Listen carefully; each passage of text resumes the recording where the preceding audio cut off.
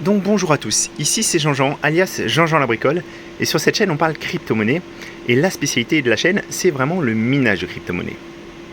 Alors je sais, récemment les cryptos, elles ont vraiment souffert, et pour nous aussi mineurs c'est difficile, surtout avec le prix d'électricité qui augmente.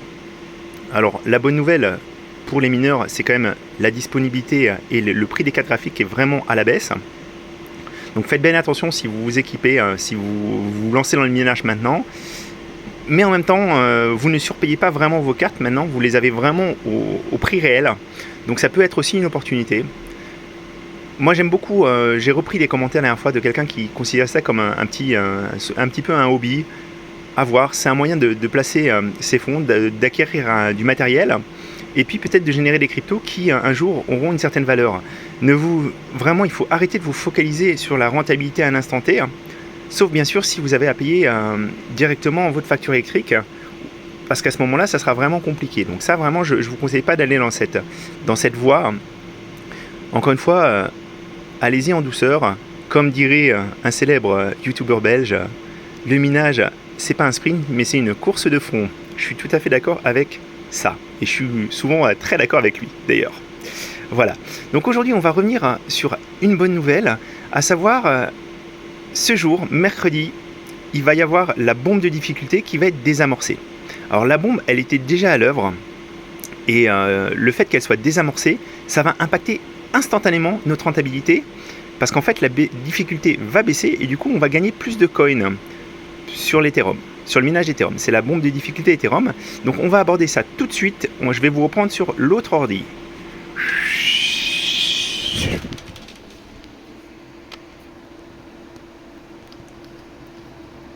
Alors oui, les cryptos font encore la tête.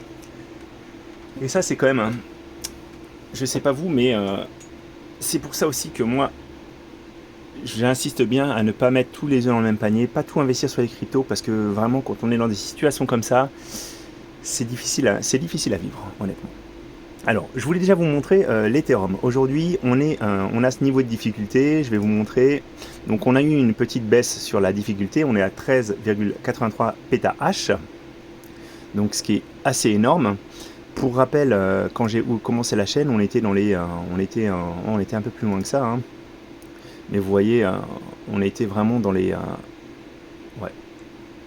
Ça doit être là que je l'ai ouvert de la chaîne en novembre. Voilà. Et on était à 3,4 pétahash, on est à 13,83, donc ça a vraiment augmenté de façon exponentielle. Il faut bien comprendre en fait que les blocs, ils sont émis entre 12 et 14 secondes. Donc tous les 12 ou 14 secondes, il y a un nouveau bloc. Et ce qui s'est passé, c'est qu'en fait, les gens derrière le réseau Ethereum avaient programmé une bombe de difficulté qui augmente artificiellement la difficulté. Donc dans cette courbe de difficulté, elle augmente parce qu'en fait il y a de plus en plus de mineurs et de plus en plus de hash rate qui se connectent. Et en plus de ça, comme le réseau Ethereum était censé passer à Proof of Stake rapidement, ils avaient implémenté une bombe pour, à un moment, rendre le minage extrêmement difficile et plus rentable, et pour que les gens abandonnent le minage d'Ethereum pour pouvoir passer au Proof of Stake. Et bien sûr, ça ne s'est pas passé comme ça, et cette bombe de difficulté, elle est exponentielle, c'est-à-dire qu'elle commence doucement et ensuite elle accélère. Et ils ont dû la désamorcer à plusieurs reprises.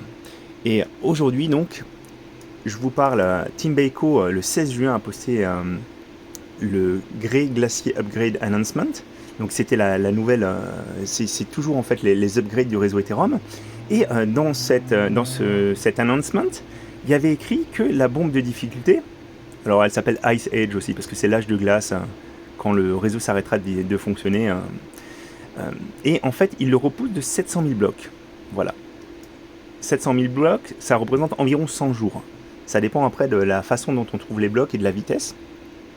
Et ils ont indiqué que cet upgrade du réseau, donc le désamorçage de la bombe, il aurait lieu au bloc 15 millions 50 000. Et je vais vous montrer, on peut voir à quel bloc on est. Il suffit d'aller sur Ethereum Blocks. Et là, vous voyez, moi je vais l'actualiser parce qu'en fait, il y a un nouveau bloc très régulièrement. Et on est à 15 44 184.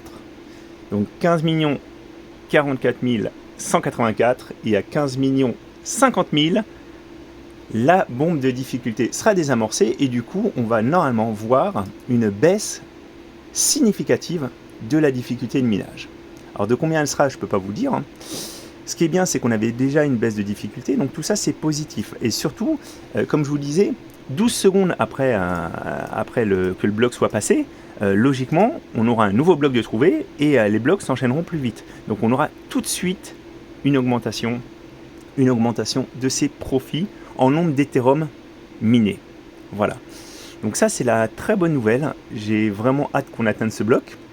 Ça nous permettra aussi un petit peu de retrouver le sourire. Faut pas désespérer. Moi, au niveau de mon minage, je vous montre un petit peu ce que je mine en ce moment. Voilà. Donc, je mine de l'Ethereum classique avec mes cartes de 4 Go sur Rigolo.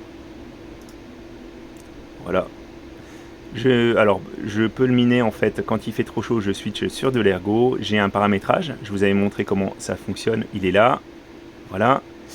Et je mine Ethereum et Ethereum classique aussi sur Bricole de Bain avec du Raptorum toujours. Ethereum sur mon rig cabane et sur le Franken Porn Rig, je mine Ethereum. J'ai du Flux aussi et je mine un petit peu d'ergo avec ma 3080 Ti de chez Gigabit parce qu'elle est quand même tendance à chauffer assez fort et du coup comme il commence à faire chaud, comme on s'approche vraiment de l'été, je préfère aussi la jouer safe par rapport à ça. Voilà. Donc j'espère que vous avez appris des choses, comment fonctionne un petit peu mieux le réseau Ethereum. J'espère aussi qu'on va revoir un petit peu de vert sur les cryptos, ça nous ferait à tous du bien je pense. Ça nous permettrait aussi d'être un peu plus serein. Et n'hésitez pas si vous avez des questions. C'était Jean-Jean. À très bientôt les amis.